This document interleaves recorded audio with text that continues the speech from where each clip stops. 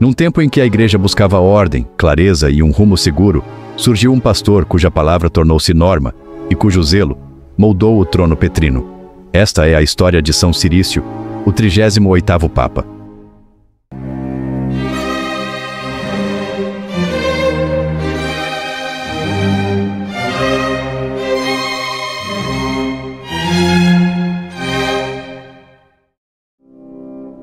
Romano de nascimento e filho de Tibúrcio, Cirício cresceu no coração da cidade eterna, respirando a atmosfera vibrante da igreja que consolidava seu papel no império. Diácono sob os pontificados de Libério e depois de Dámaso, acompanhou de perto as tensões, reformas e disputas doutrinárias que moldaram a segunda metade do século IV. Quando Dámaso faleceu, Cirício foi escolhido para sucedê-lo por aclamação unânime do clero e do povo de Roma, apesar das agitações provocadas ainda pelos partidários de Ursino. Valentiniano II testemunhou pessoalmente essa escolha, elogiando a concórdia do povo romano e a virtude do novo pontífice. Governando a igreja por quase 15 anos, Cirício deu continuidade à obra de Dámaso, sobretudo na afirmação firme e consciente das prerrogativas da sé romana. Era um homem enérgico, admirado não apenas pelos fiéis de Roma, mas também por figuras como o imperador Teodósio I e Santo Ambrósio, que o chamava de verdadeiro mestre e reconhecia sua capacidade de instruir a igreja com autoridade apostólica. Desde o início de seu pontificado, Cirício governou com firmeza e consciência da autoridade que recebera. Enviou decretos gerais a várias regiões, Hispânia, África, Gália e Ilírico Oriental, tratando de disciplina canônica, litúrgica e moral. Nas suas cartas circulares, escritas com dignidade grave, reafirmou que ao bispo de Roma está confiado o cuidado de todas as igrejas e aplicou a si mesmo a ordem profética: levanta a tua voz como trombeta para corrigir os indignos e santificar a casa de Deus. Cirício foi o primeiro papa do qual possuímos evidências documentais robustas de decretais, diretivas redigidas no estilo jurídico dos éditos imperiais e que, como eles, carregavam a força da lei em toda a igreja. Sua decretal mais célebre surgiu em resposta às consultas do bispo Imério de Tarragona, que já havia escrito a Dámaso e agora buscava do Papa orientações sobre sérios abusos e desordens nas igrejas hispânicas.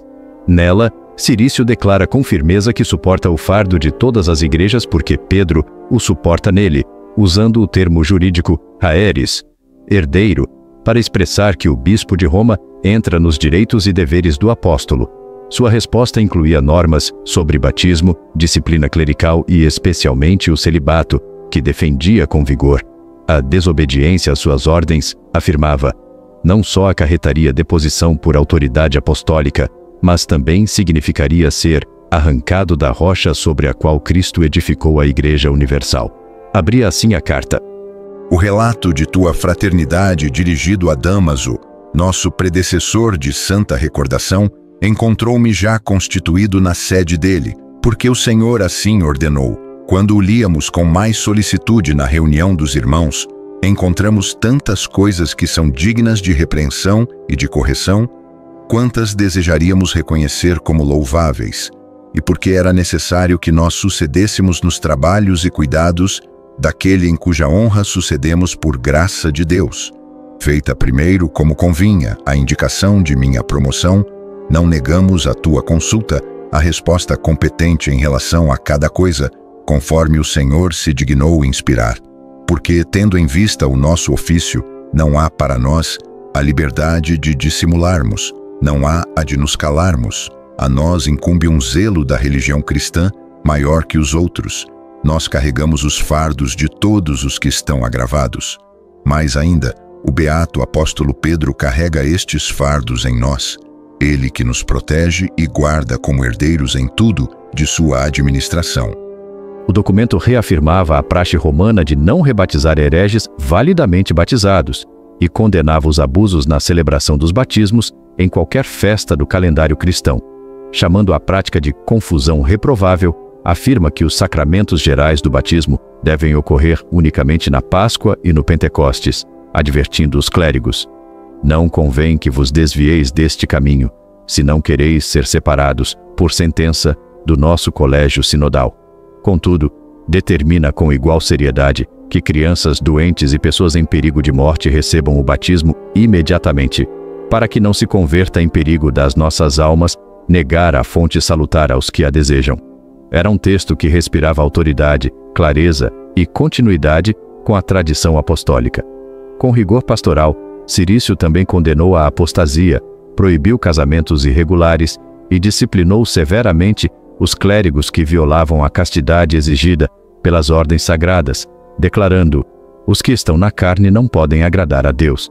Determinou regras estritas para acesso às ordens, vetando a promoção de penitentes, bígamos e maridos de viúvas.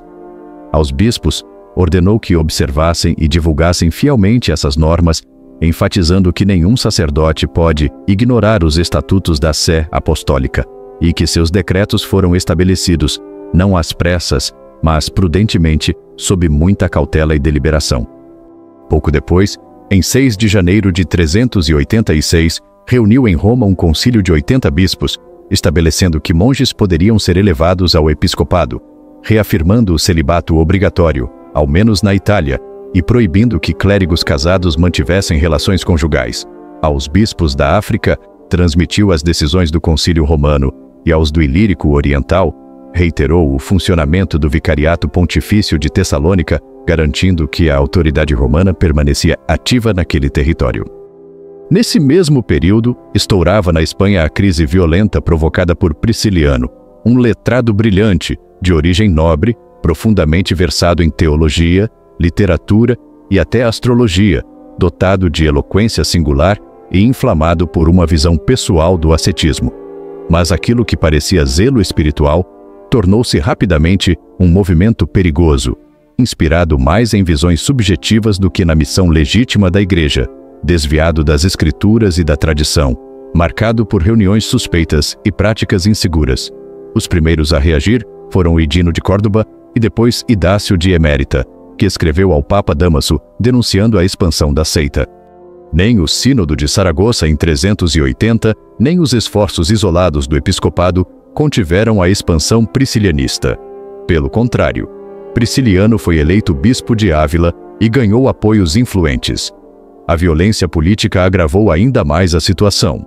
A ascensão de Máximo, autoproclamado imperador, e o assassinato de Graciano criaram o clima perfeito para que os inimigos de Prisciliano conseguissem sua condenação.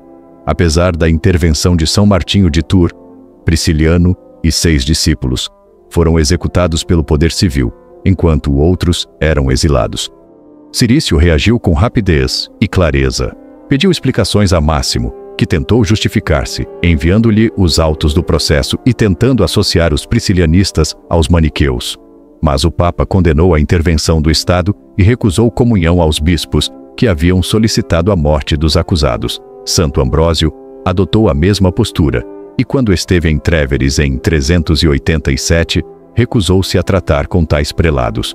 As perseguições continuaram até a derrota de Máximo em 388. Em algumas dioceses da Espanha, os seguidores de Prisciliano chegaram até mesmo a venerar os executados como mártires, enquanto o povo se dividia e a heresia, carregada de elementos gnósticos, ganhava força. Enquanto essas lutas agitavam o Ocidente, Roma também enfrentava tensões internas entre defensores e críticos do ascetismo monástico. Cirício, embora zeloso pelos princípios gerais da vida ascética, reprovava os exageros. É provavelmente por esse clima que São Jerônimo, cercado de críticas e inimigos, acabou deixando a cidade. Daí surgiu a segunda grande heresia de seu pontificado. Joviniano, antigo monge, que após anos de austeridades passou a rejeitar completamente a vida ascética. Ele e seus discípulos ensinavam que não havia diferença entre virgens e casados, negavam a virgindade perpétua de Maria, desprezavam jejuns e continências e afirmavam que os verdadeiros batizados não podiam pecar. Suas teses, logo difundidas em livro, chegaram rapidamente ao Papa Cirício, que reuniu o clero romano, examinou a doutrina e excomungou Joviniano e seus seguidores. 3 presbíteros foram enviados a Milão com uma carta circular. Ambrósio confirmou o julgamento romano e expulsou os hereges. Santo Agostinho combateu-os com escritos vigorosos, e Jerônimo de Belém compôs seu célebre tratado contra Joviniano. mas nenhuma disputa seria tão prolongada quanto o cisma de Antioquia. Como mencionado na hagiografia do Papa São Dámaso, Flaviano foi eleito bispo enquanto Paulino ainda vivia, reiniciando as disputas e rompendo o acordo de paz de São Melécio. Quando da morte de Paulino, seus amigos designaram e ordenaram Evagrio como sucessor. Era então estabelecido o novo conflito entre Flaviano e Evagrio em Antioquia. Os orientais inclinavam-se para o primeiro, os ocidentais para o segundo. Diante do impasse, o imperador Teodósio, sensível à desordem, interveio, ordenando que Flaviano se apresentasse em Roma. Flaviano demonstrou desde o início uma vontade de cooperação, aceitando a autoridade imperial e, implicitamente, a necessidade de um julgamento romano. Embora a viagem até Roma nunca se tenha concretizado, o processo de reconciliação foi posto em movimento. Santo Ambrósio, que nunca deixara de acompanhar a crise antioquena, também exerceu influência decisiva. Graças à sua intervenção junto ao imperador, realizou-se o Grande Sínodo de Capua, em 391, ao qual Cirício enviou seus representantes. A Assembleia confiou a solução final ao patriarca Teófilo de Alexandria e notificou tanto o imperador quanto o Papa. Flaviano, ausente no sínodo, quis ser julgado por Roma e, após a morte de Evagrio, foi enfim reconhecido como patriarca de Antioquia, reconhecimento que contou ainda com a defesa vigorosa de São João Crisóstomo. Segundo o historiador Sócrates Escolástico, uma vez restaurada a comunhão, o povo de Antioquia logo acolheu a unidade alcançada. Não por acaso, como recordou o Papa São Bonifácio I, a controvérsia sempre foi tratada em consulta constante com a Sé Apostólica. E foi, pela autoridade da Igreja de Roma, que Flaviano recebeu a graça da comunhão. Diz ele: quando a Igreja de Antioquia esteve em dificuldade por muito tempo, de modo que havia contínuas idas e vindas por causa disso, primeiro sob Melécio, depois sob Flaviano, é notório que a Sé Apostólica foi consultada, pela autoridade da qual, depois de muitas ações realizadas por nossa Igreja, todos sabem que Flaviano recebeu a graça da comunhão, a qual ele teria perdido para sempre, se não tivessem partido daqui escritos a esse respeito. Portanto, é notável que a intervenção papal foi buscada como a instância final desta disputa sobre o episcopado oriental. Quando Flaviano foi oficialmente reconhecido, inscreveu nos dípticos de sua igreja os nomes de Paulino e Evagrio, seus antigos rivais. O gesto, altamente simbólico, selava a paz e demonstrava que as feridas do cisma não tinham origem na má vontade contra Roma, mas nas confusas circunstâncias, desinformações e rupturas de comunicação que marcaram toda a crise antioquena. Em meio a tantas controvérsias, Cirício ainda deixou uma marca duradoura na paisagem cristã de Roma. Foi sob seu pontificado, e com o auxílio de Teodósio, em 386, que se iniciou a construção da Grande Basílica de São Paulo, na Via Ostiense, a Basílica de São Paulo extramuros, substituindo a antiga Basílica de Constantino. Uma coluna monumental ainda preserva a inscrição de sua dedicação.